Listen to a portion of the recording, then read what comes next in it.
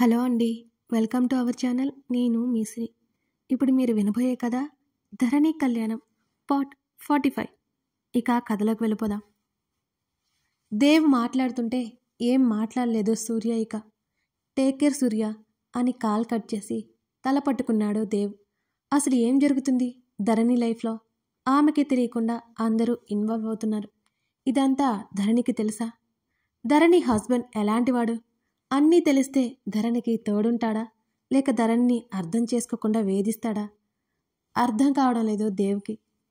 తర్వాత 2 రోజులు కూడా మంచి ప్లేస్ విజిట్ చేసి అక్కడ వారికంటూ కొన్ని మధురానుభూతులు ఏర్పరచుకొని అలసిపోయి కాటేజీకి వచ్చారు ధరణి గగన్లు.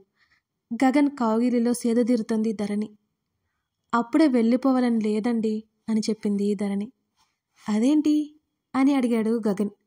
ఏమో, మీతో ఇలా బాగుంది అని అతన్ని చుట్టుకుంది ధరణి. చాలా చేంజ్ అయ్యావు అన్నాడు అతను. మీరు కూడా అని అంటూ కళ్ళు ఎత్తి అతని వంక చూసింది ధరణి. నేనా? అస్సలు అవ్వలేదు. నేనెప్పుడు చేంజ్ అవను. నాకు నచ్చినట్టుగానే ఉంటాను అని అన్నాడు గగన్. లేదు, చాలా మారిపోయారు మీరు తెలుసా. ఇప్పుడు బాగా నచ్చారు అని అంది సంతోషంగా. మారిపోవడం అంటే? ముఖం చిట్లించాడు గగన్. అంటే ఏమో తెలీదు. మన పెళ్లి జరిగిన కొత్తలో మీకు చాలా కోపం ఉండేది. ఇప్పుడు చాలా కూల్ అయ్యారు అని చెప్పింది ధరణి. నాకు నచ్చనిది చేస్తే ఆటోమేటిక్గా కోపం వస్తుంది, అది ఎప్పుడైనా సరే అని అన్నాడు అతను. అప్పుడు నేనేమి అంటూ మాటల్లోనే ఆపేసింది ధరణి. ధరణి మాటలను పూర్తి చేశాడు ఇలా చెప్తూ. సైలెన్స్తో చిరాకు తెప్పించావు అని అన్నాడు ముఖం చిరాగ్గా పెట్టుకుని. ఏమీ మాట్లాడలేదు ధరణి. గగన్ చెప్పింది నిజమే కాబట్టి. మీరు కూడా చాలా చేశారులే అని ధరణి గొనుక్కుంది. ఏమన్నావు అని అడిగాడు అతనికి వినిపించక. నేనేమన్నాను? నేనేమీ అనలేదు అని చెప్పింది ధరణి. ఏదో అన్నావు అని డౌట్గా చూశాడు ఆమె వంక. అయినా మీరేంటండి బామ్మతో అలా చెప్పారు అని గగన్ మీద నుంచి లేస్తూ అడిగింది ధరణి. ఏం చెప్పానో అని అడిగాడు అతను. హవ్వా ఏం చెప్పారా? మనం హనీమూన్కి వెళ్తున్నామని చెప్పలేదా మీరు అని అడిగింది గుర్రుగా చూస్తూ. ట్రిప్ అన్నాను. హనీమూన్కేనా అని గ్రాని అడిగింది. అవును అని చెప్పాను. అప్పుడే ఏదో బిజీగా ఉండి అని అన్నాడు అతను. ఎంత బిజీగా ఉంటే మాత్రం అలా చెప్తారా ఏంటి? నోటి మీద చేతులు వేసుకుంది ధరణి. చెప్తే మిస్టేక్ ఏంటి అని అడిగాడు. మీకేమి ఎన్నైనా చెప్తారు, సిగ్గుతో చచ్చిపోయేది నేనే కదా అని అంది ధరణి మూతి ముడుచుకుని. ఐ లైక్ ఇట్ అంటూ ఆమె కింద పెదవి లాగి ముద్దు ఇచ్చాడు. నేనేం మాట్లాడుతున్నాను, మీరేం చేస్తున్నారు అని ఏడుపు మొహం వేసుకుంది ధరణి అతన్నే చూస్తూ. ఎప్పుడైనా నాకు నచ్చిందే చేస్తాను అన్నాడు బెడ్ మీదకి వెనక్కి వాలి 2 చేతులు తల కిందగా పెట్టుకున్నాడు. అతను చేసేవన్నీ ఆమెకి ఇష్టంగా ఉంటాయి. పైకి మాత్రం బెట్టు చూపిస్తూ ఉంటుందామె. ముఖం ముడుచుకుని మరోవైపుకి తిరిగి పడుకుంది ధరణి. ఆమె రెక్క పట్టుకుని తన వైపుకి లాక్కున్నాడు. మీరస్సలు మారలేదు అని చెప్పింది ధరణి. యాహ్ ఐనో అని అన్నాడు సన్నటి నవ్వుతో.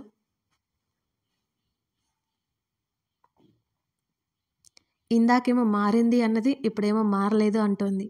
గగన్ నవ్వుకున్నాడు. సూర్యగారు అంటూ సూర్య చేతిని పట్టుకుంది దాత్రి. అసలే చిరాకులో ఉన్న సూర్య విసురుగా వదిలించుకుంటూ వెనక్కి నెట్టేశాడు దాత్రిని. వెనుక గోడకి తగిలి ఆగిపోయింది.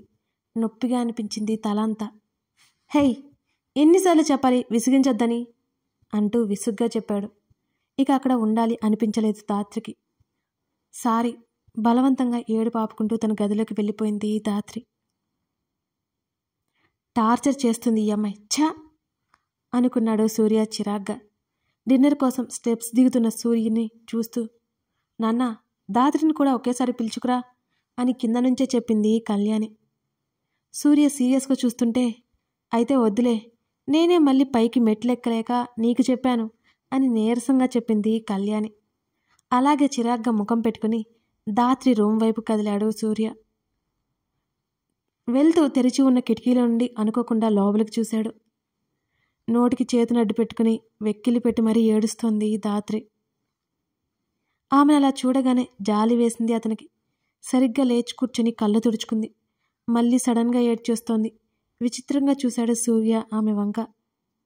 మళ్ళీ కళ్ళు తుడుచుకొని ఫేస్ వాష్ చేసుకుని వాష్రూంలోకి వెళ్ళొచ్చింది. ముఖం కడుక్కొని ఊపిరి బలంగా తీసుకుంది. ఆమె స్థిమితపడింది అని అర్థమై ధాత్రి రూమ్ డోర్ కొట్టాడు సూర్య. ఉలిక్కిపడి లేచి మరొకసారి కళ్ళు తుడుచుకుని వెళ్ళి తలుపు తెరిచింది. ఎదురుగా సూర్య కనబడగానే ఆశ్చర్యపోయింది. అంతలోనే భయమేసి తలదించుకుంది. డిన్నర్కి రా, అమ్మ పిలుస్తుంది అని చెప్పాడు సూర్య. అలాగేనన్నట్టుగా తల ఊపింది ధాత్రి. వెనక్కి తిరిగి 2 అడుగులు ముందుకు వేసి ధాత్రి ఇంకా కదలకపోవడంతో రావా అని అడిగాడు. నాకు ఆకలేదు, మీరు వెళ్ళండి అని చెప్పింది చిన్నగా. ఇంకేం మాట్లాడలేదు అతను. తలుపు మూసేసింది. కిందకి వెళ్ళిపోయాడు సూర్య. కళ్యాణి అడిగితే ఆకలి లేదు అంట అని చెప్పి తినడానికి కూర్చున్నాడు. రామారావు ఫోన్ చేయడంతో కొంత సమయం మాట్లాడి బెడ్ మీద వాలి కళ్ళు మూసుకుంది ధాత్రి. ఆఫీస్లో బాస్ టార్చర్ చిరాగ్గా ఉంది. ఇక్కడ సూర్య తనని చాలా అవమానంగా చూస్తున్నాడు. సూర్య కోసం చాలా భరిస్తూనే ఉంది. సూర్య అలా రూడ్గా బిహేవ్ చేయడం ఆమె మనసుకు చాలా కష్టంగా ఉంది. ఎవరూ తనని ఒక్క మాట కూడా అనలేదు ఎప్పుడు. ఒకసారి ధరణితో మాట్లాడాలి అనుకుంది. టైం చూసుకోకుండా వెంటనే కాల్ చేసింది ధరణికి. వదలండి, ఎవరో కాల్ చేస్తున్నారు అని గగన్ని విడిపించుకొని ఫోన్ చేతిలోకి తీసుకుంది ధరణి. ధాత్రిని ఏం చూడగానే ఆ టైంలో ఎందుకు చేస్తుందో అర్థం కాలేదు ధరణికి. కంగారుగా కాల్ లిఫ్ట్ చేస్తుంటే ధరణిని పట్టుకుని లాగుతున్నాడు గగన్. వెళ్ళి గగన్ మీద పడిపోయింది ధరణి. 1 నిమిషం ఆగండి అని అంది ధరణి. ఒక్కడంటే 1 నిమిషమే అన్నాడు ఆమె వీపు మీద తలవాల్చి. సరే అని భయపడుతూనే గగన్ దగ్గరే కూర్చుని కాల్ లిఫ్ట్ చేసింది. గగన్ గిలిగింతలు పెట్టే హడావుడిలో స్పీకర్ ఆన్ అయింది ధరణి చేతి నుంచి. ధాత్రి, ధరణి పిలిచింది చిన్నగా.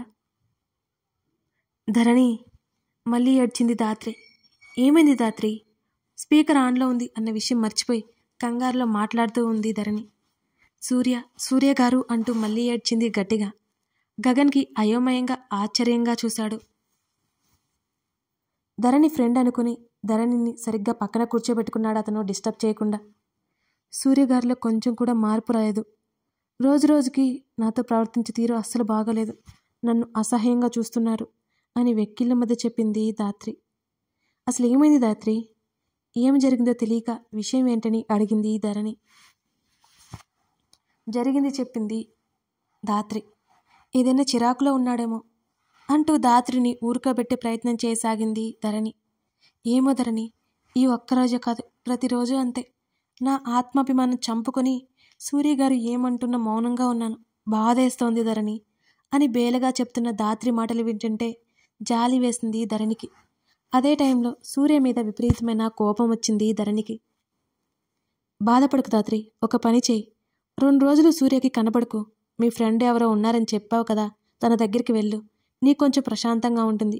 ఈలోపు సూర్య సెట్ అవుతాడు అని సలహా ఇచ్చింది ధరణి. ధాత్రికి కూడా అది కరెక్ట్ అనిపించింది. అలాగే ధరణి, సారీ ఈ టైంలో కాల్ చేసి నిన్ను ఇబ్బంది పెట్టాను. నాకేం చేయాలో తోచలేదు. ఎవరితో అయినా చెప్పుకోవాలనిపించింది అని అంది ధాత్రి ముఖం చిన్నబుచ్చుకుని. పర్వాలేదు, నువ్వేం ఆలోచించకుండా పడుకో, బాయ్ అని కాల్ కట్ చేసింది ధరణి. పక్కకు చూసిన ధరణికి ఆలోచిస్తూ కనిపించాడు గగన్. అప్పుడు బల్బు వెలిగింది ఆమెకి. ఇప్పుడు గగన్ అడిగితే ఏమని సమాధానం చెప్పాలి? తను మాట్లాడింది మొత్తం వినేశాడు కదా. కంగారు పెరిగిపోయింది ఆమెలో. ధరణితో మాట్లాడాక భారం దిగినట్టుగా అనిపించింది ధాత్రికి. టైం చూసింది. ఈ టైంలో డిస్టర్బ్ చేశానని తల కొట్టుకుంది. హరినికి కాల్ చేసింది. 2 రోజులు ఉండడానికి వస్తున్నట్టు చెప్పింది ధాత్రి. హరిని పేరెంట్స్ కూడా ఊరు వెళ్లడంతో ఇంకా సంతోషంగా అనిపించింది హరినికి. ఒక్కదానికే బోరుగా ఉంది. ధాత్రి వస్తాను అనడంతో హమ్మయ్య అనుకుంది సంతోషంగా. సూర్య గురించి ఆలోచిస్తూ కళ్ళు మూసుకుంది ధాత్రి. ఏమీ తినకుండానే పడుకుంది. కొంత సమయానికి కళ్యాణి వచ్చి ధాత్రిని నిద్రలేపింది. ధాత్రి, భోజనం చేయకుండా పడుకున్నావేమైంది అని అడిగింది కళ్యాణి ఇలా అనగా. ఆకలి లేదంటీ చిన్నగా చెప్పింది ధాత్రి. సూర్య ఏమైనా అన్నాడా కంగారు దాచుకుంటూ అడిగింది కళ్యాణి. ధాత్రి ముఖం ఏడ్చినట్టుగా ఉంది. ఆమెకి అర్థమవుతూనే ఉంది. అదేమీ లేదాంటీ, ఆకలి లేదు అంతే, నిద్రొస్తుంది పడుకున్నా అంది చిన్నగా నవ్వుతూ. కొంచెం తిను. భోజనం ప్లేట్ ధాత్రి చేతిలో పెట్టింది కళ్యాణి. ఆవిడ ప్రేమకి కాదనలేకపోయింది ధాత్రి. థ్యాంక్స్ చెప్పి తీసుకుంది ప్లేట్ని. కళ్యాణి ముచ్చటగా చూసింది ధాత్రిని. గగన్ అడిగితే ఏం చెప్పాలో గగన్ వైపు చూసింది కంగారుగా ధరణి. నీ ఫ్రెండా ఆ అమ్మాయి అని అడిగాడు గగన్. అవునండి చిన్నగా చెప్పింది ధరణి. ఎనీ ప్రాబ్లం అన్నాడు. అంటే అది తను అని ధరణి నసుగుతుంటే, హే కూల్, నువ్వెందుకు టెన్షన్ పడుతున్నావు? సమస్య అక్కడెక్కడో అయితే నువ్విలా అయిపోతున్నావెందుకు? ఆమె నుదుటిన పట్టిన చిరుచెమటలు తుడుచుకుంటూ అన్నాడతను. నా ఫ్రెండ్ ప్రేమించినతను తన ప్రేమని ఒప్పుకోవట్లేదు, అదే విషయం చెప్పి బాధపడుతోంది అని అన్నది ధరణి. ఆ అమ్మాయి అంతగా ఏడుస్తుంది ప్రేమ కోసమా? వాట్ రబీష్ అన్నాడు విసుగ్గా ముఖం పెట్టి. అవును, అలా అనేసరేంటి అని అడిగింది ఆశ్చర్యపోతూ. లేకపోతే ఏంటి? మన ప్రేమను ఒప్పుకొని వాళ్ళ దగ్గర ఉండడం ఎందుకు? సెల్ఫ్ రెస్పెక్ట్ అనేది ఒకటి ఉంటుంది ధరణి. ఏ రోజైతే హర్ట్ అవుతుందో ఆ రోజు ఆ లవ్ రిమూవ్ అయిపోతుంది. చెప్పు ఆ అమ్మాయికి లవ్ కోసం ఏడవద్దని. వినడానికి చాలా చిరాగ్గా అనిపిస్తోంది నాకు. మన ప్రేమను ఎక్స్ప్రెస్ చేశాక అడగాలి, ఒకసారి 2 సార్లు అయినా ఎదుటివారు ఒప్పుకోలేదంటే డ్రాప్ అయిపోవాలి. ఎవరి రీజన్స్ వాళ్ళకుంటాయి. కానీ కావాలని దూరం పెట్టే వాళ్ళని బ్రతిమాలాల్సిన పని లేదు. వాళ్ళ దగ్గర మన సెల్ఫ్ రెస్పెక్ట్ దెబ్బతిన్నట్టయితే ఒక్క సెకండ్ కూడా అక్కడ ఉండాల్సిన అవసరం లేదు. నీ ప్రేమ పొందే అర్హత లేదు అనుకుని అక్కడి నుంచి వెళ్ళిపోవడం బెటర్ థింగ్ అని అన్నాడు ధరణిని చూస్తూ. ప్రేమించాక వదులుకోవడం మీరు చెప్పినంత సులువు కాదు కదండి. ప్రేమించిన వాళ్ళ కోసం ఏదైనా చేయాలనిపిస్తుంది. ఎంత బాధైనా అనుభవించినా పర్వాలేదనిపిస్తుంది. ఇప్పుడు ధాత్రి కూడా అదే పరిస్థితిలో ఉంది అని అంది ధరణి. దేనికి అడిక్ట్ అవ్వకూడదు. మన మీద మనకి కంట్రోల్ ఉండాలి. అది ప్రేమైనా ఇంకేమైనా. అప్పుడే లైఫ్ ముందుకు వెళ్తుంది, లేకపోతే అక్కడే ఆగిపోతుంది అని చెప్పాడు గగన్. గగన్ మాటలు కూడా నిజమే అనిపించాయి ధరణికి. అంతలోనే సందేహం ఆమెకి. నేను లేకపోతే మీరుండగలరా వెంటనే అడిగేసింది ధరణి. Are you mad? నువ్వెక్కడికి వెళ్తావు అని అడిగారు అతను. నేను మీకు దూరంగా ఉంటే మీ రియాక్షన్ ఎలా ఉంటుంది ధరణి అడిగింది. స్టూపిడ్ నువ్వెందుకు దూరంగా అవుతావు? క్రేజీ గర్ల్ ముఖం చిట్లించి చూశాడతను. అవ్వను కదా ఎప్పటికీ అని అతని కళ్ళలోకి చూస్తూ అతని చేతిని చెంప మీద పెట్టుకుంది ధరణి. కంఫర్మ్గా అన్నాడతను. నన్నెప్పుడు మీ నుంచి దూరంగా వెళ్ళమని చెప్పకండి అని బేలగా ముఖం పెట్టింది. ఆమె దీనంగా ఉన్న ముఖాన్ని చూసి, what happen Dharani, what are you thinking ఆమె చెంప నిమురుతూ కన్సర్న్గా అడిగాడతను. ఒక్కసారి భయమేస్తుంది మీ నుంచి దూరం అవుతానేమోనని అని ధరణి చెబుతుంటే, ఎందుకనిపిస్తుంది అలా? సీరియస్ మోడ్లోకి వెళ్ళిపోయాడతను. మళ్ళీ తెలియదు, మీకు దూరం అయితే మాత్రం నేను ఉండలేను అతని ఖర్చుకుపోయింది ధరణి. ఇలాంటి సెంటి సీన్స్ టాపిక్స్ తీసుకురాక ఇంకెప్పుడు ఆమె చుట్టూ చేతులు బిగించాడు విసుగ్గా చెప్తూ. సారీ అంటూ నవ్వింది ధరణి. ఇంకోసారి విసిగించుకో మ్యాడీ గర్ల్ అన్నాడు ఆమెను మాట్లాడనీయకుండా చూస్తూ. మెల్లిగా ఆక్రమించుకున్నాడు. మహానుభావుడు ఎంత మూడిగా ఉన్నా ఆమె దగ్గర సెట్ అయిపోతాడు మరి.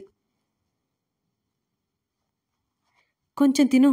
భోజనం ప్లేట్ ధాత్రి చేతిలో పెట్టింది కళ్యాణి. ఆవిడ ప్రేమకి కాదనలేకపోయింది ధాత్రి.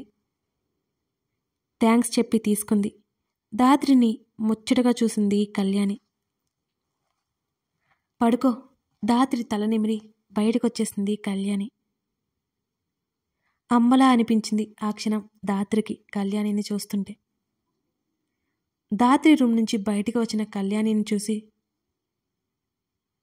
అమ్మా ధాత్రి భోజనం చేసిందా అని అడిగాడు సూర్య. వెనక్కి తిరిగి ధాత్రి రూమ్ డోర్ వేసి, ఎందుకు సూర్య ఆ పిల్లని అంతలా బాధపెడుతున్నావు అని అడిగింది కళ్యాణి. కళ్యాణి నుంచి ఆ మాటలు అస్సలు ఊహించలేదు సూర్య. అమ్మా అని అన్నాడు ఆశ్చర్యంగా. ఎంత మంచి పిల్ల. నీకు తన గురించి తెలియకపోవచ్చు, నాకు బాగా తెలుసు. కనీసం పుట్టినప్పటి నుంచి ఒక్క మాట అంటే ఒక్క మాట కూడా ఎవరి చేత పడలేదు. సున్నిత మనస్కురాలు, ఎంతో గారాభంగా పెరిగింది. అలాంటి అమ్మాయిని పద్దాకా కసురుకోవడం విసుక్కోవడం ఎందుకు చేస్తున్నావు? నిన్నేమి ఇబ్బంది పెట్టింది? నేనే పంపాను నిన్ను పిలుచుకురమ్మని. ఇందాటి వరకు ఆకలేస్తుంది ఆంటీ అన్న అమ్మాయి సడన్గా ఆకలి లేదు అన్నది. తన మనసు ఎంతలా గాయపడితే ఆకలి చచ్చిపోతుంది. నిన్ను అనుమానించి నేను చెప్పడం లేదు నాన్న. మీ రూమ్లో నుండి ఏడుస్తూ వెళ్ళిపోవడం నేను చూశాను. నీకు కొంచెం కూడా గిల్టీగా లేదు కదా? ఆ అమ్మాయిని భోజనానికి తీసుకురమ్మంటే రాలేదు అని వదిలేశావు. తనైతే అలా చేయదు. నువ్వు అనుకోవచ్చు ఆ అమ్మాయి ఏంటి తన తరపున మాట్లాడుతుంది అని. నాకు నువ్వే ఎక్కువ సూర్య, నా ప్రాణం నువ్వు. కానీ నా కొడుకు కారణంగా ఒక అమ్మాయి బాధపడుతుంటే బాధేసి ఇదంతా నీకు చెప్పాను. నేను చెప్పింది అర్థమైతే ఇంకోసారి ఆ అమ్మాయిని బాధ పెట్టుకో. ఏదైనా సున్నితంగా చెప్పు. ఆలస్యమైంది పడుకో అని చెప్పి వెళ్తూ వెనక్కి తిరిగి భోజనం చేసింది ఇప్పుడే, పడుకుంది అని చెప్పింది కళ్యాణి. అక్కడి నుంచి వెళ్ళిపోయింది ఆవిడ. అక్కడే ఆగిపోయాడు సూర్య. కొంత సమయం తర్వాత అతని అడుగులు ముందుకు పడ్డాయి. కథ కొనసాగుతోంది. దాత్రి గురించి సూర్య ఆలోచిస్తారా? ధరణి ఎందుకలా మాట్లాడుతోంది? దేవ్ జాహ్నవి పరిస్థితి ఏంటంటారు?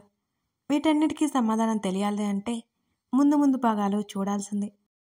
మీకు ఈ స్టోరీ నచ్చితే లైక్ చేసి సబ్స్క్రైబ్ చేసుకోండి. Thank you for watching this video.